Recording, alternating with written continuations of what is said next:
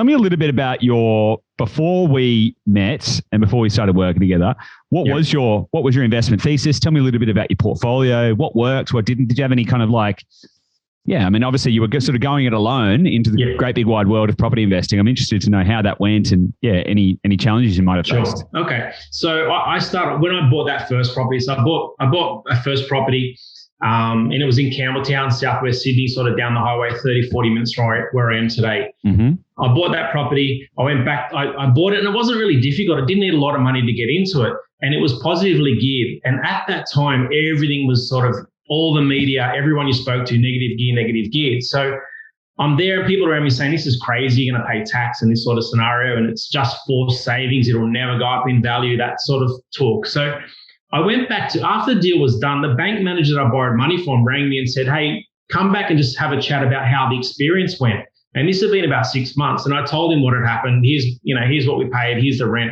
And he said to me, I could lend you money again, and probably more than I lent you last time. I was like, well, how does that work? He's like, well, in essence, your income's gone up because, it's positive gear property. So I'm like, okay. So we got pre-approved and I bought again within 6 months. And then I did again about another, I think just less than a year later. So 3 very quickly back to back.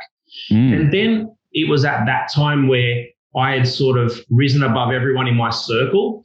And this is a conversation you and I had early days. You're like, you bought property, you're a real estate agent, you seem to have some business acumen. Why are you talking to me for? And I sort of said to you, I got to a position before where I had some properties and probably my circle wasn't good enough. And what I was looking for when I joined you on the Dashdot team really was about mentorship, was about when I get to a point in my portfolio again, because that's where I want to go, and I get the wobbles a little bit, get the shakes because I'm not really confident. I need someone to remind me, hey, what you're doing is really normal, and I need to be the small guy in the room so that I can get elevated again. And someone says, no, remember the plan we had? Now's the time we push through. We don't get comfortable, we don't get complacent.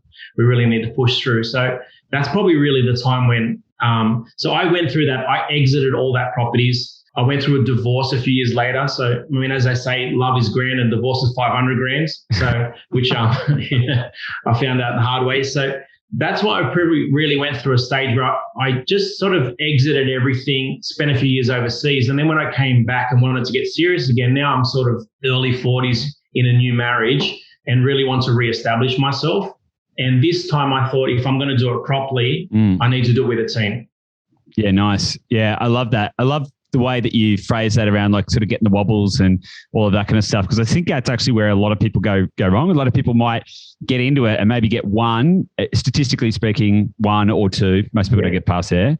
And then they either just get distracted by life, happens. Sure.